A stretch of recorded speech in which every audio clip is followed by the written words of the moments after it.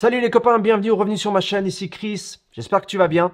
Aujourd'hui j'ai une vidéo spéciale, c'est le nouveau Fujifilm X106. Alors, je l'appelle X106, je ne sais pas si on l'appellera comme ça officiellement, ou si ça sera V1, mais bref, pour cette vidéo je vais l'appeler X106. Et je vais le comparer au X105, qui est la version précédente. Et je vais te dire toutes les choses, les améliorations qu'ils ont apportées à ce nouveau modèle. Mais je vais aussi te dire, est-ce que ça vaut la peine de changer du 5 au 6, ou si tu n'en as pas, est-ce que tu devrais acheter le 5 ou le 6. C'est parti. La toute première chose qu'il faut que tu dises, c'est le fait qu'ils ont pris le XT5 et l'ont mis là-dedans, en fait. C'est les mêmes changements. Donc, il y a un capteur X-Trans CMOS 5 de 40.2 millions de pixels comparé à 26.1.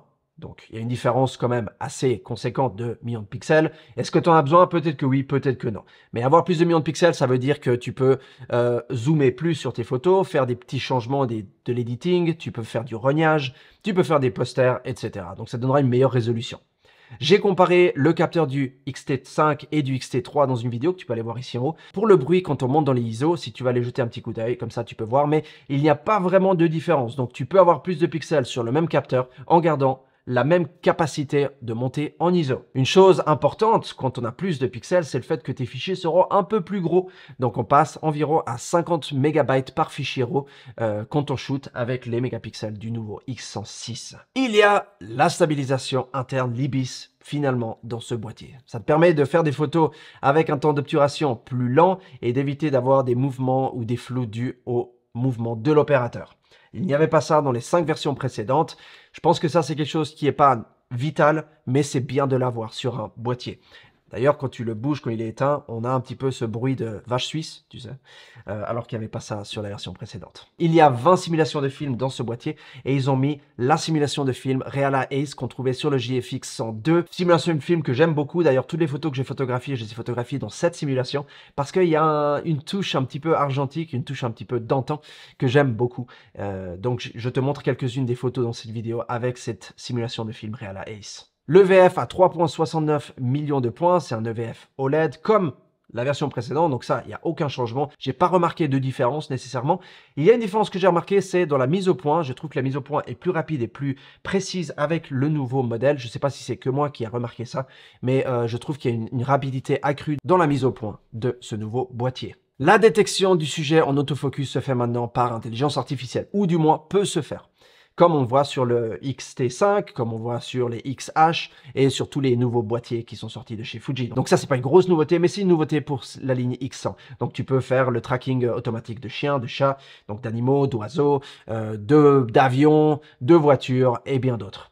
Donc c'est bien, c'est pratique. Je n'utilise pas cette fonction personnellement, mais si tu aimes avoir l'intelligence artificielle et cette assistance, eh ben ça sera bienvenu sur ce nouveau petit boîtier. Tu pourras filmer jusqu'à 6.2K en 30 images par seconde comparé à 4K sur la série 5. Je ne l'ai même pas testé cette fonction parce que je ne vais pas filmer avec ce petit boîtier. Mais si tu es quelqu'un qui aime filmer de temps en temps et le fait d'avoir aussi la stabilisation interne va beaucoup aider pour la stabilisation de tes images, surtout quand tu filmes, et ben dans ce cas, c'est pratique de l'avoir. Il ne pèse que 471 grammes, 471 pour mes amis français, ce qui est 7 grammes de moins que la série 5. Donc, ils ont fait une petite amélioration au niveau du poids, ce qui est cool. Mais voilà, il est toujours aussi léger que des versions précédentes. Les bouchons sont un petit peu différents. Donc là, je rentre dans les détails pour vraiment te parler de toutes les différences que j'ai remarquées. Le bouchon est un gris un peu plus foncé que celui-ci, qui était un peu plus genre argenté. Et il est un tout petit peu plus haut, plus épais, de peut-être 2 ou 3 mm. Voilà, ça c'est les gros changements sur les bouchons. Au niveau des objectifs, c'est exactement le même que sur la version 5 qu'ils avaient changé comparé à la version 4. C'est un très bon objectif qui a un très bon autofocus. Il marche dans la plupart des circonstances.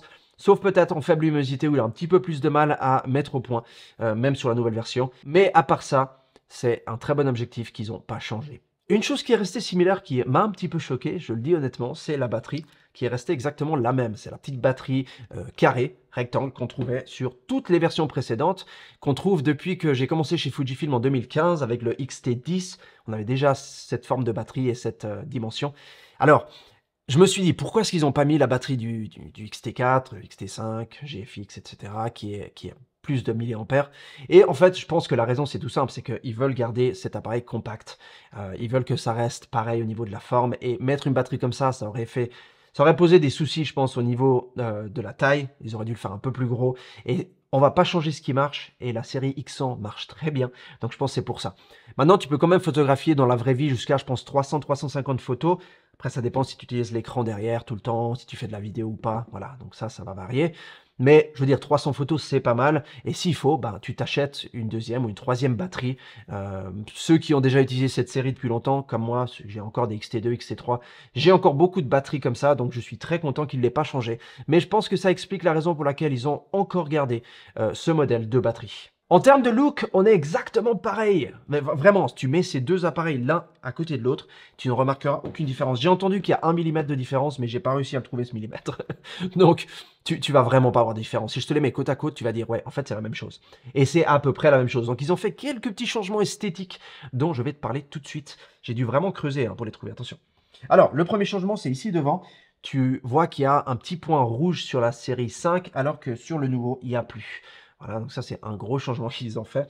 À l'arrière où ça dit Display Back, il y a maintenant le petit logo Bluetooth qui n'y avait pas auparavant.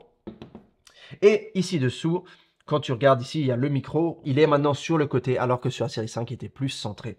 Les vis en dessous ont changé un petit peu. Le pas de vis ici pour le mettre sur un trépied est plus proche maintenant de l'objectif comparé à avant où il était un peu plus centré, où il était complètement centré. Et la carte mémoire se met à l'envers maintenant. Un petit peu comme chez Sony. Donc c'est plus dans le même sens. Maintenant, il faut que tu la mettes dans le sens contraire pour l'insérer.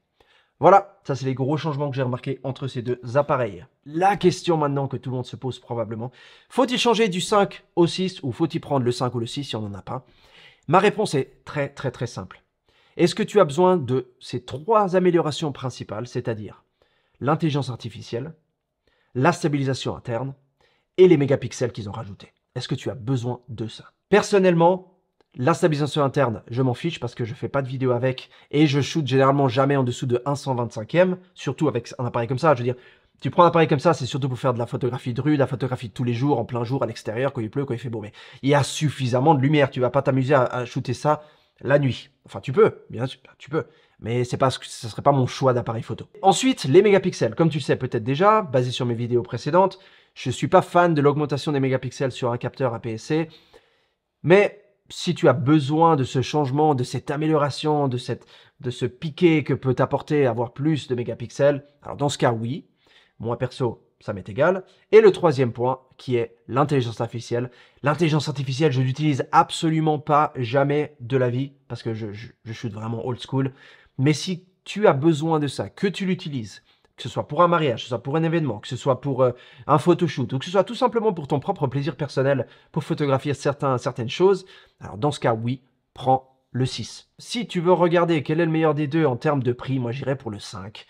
La fabrication du nouveau est faite en Chine, peut-être que c'est pour une question de production, pour pouvoir en produire plus rapidement, parce que je sais qu'ils ont un petit peu du mal à suivre avec la série 5. Et autrement, si tu en as aucun, je pense que je prendrais le dernier. Tu payes peut-être un petit peu plus, mais tu peux le garder plus longtemps, et la technologie qui est incluse dedans sera un peu plus à jour.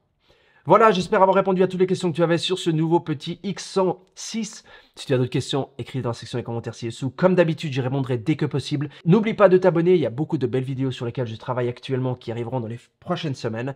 Et je te retrouve tout prochainement. Continue à faire des belles photos, garde le sourire et à bientôt. Ciao!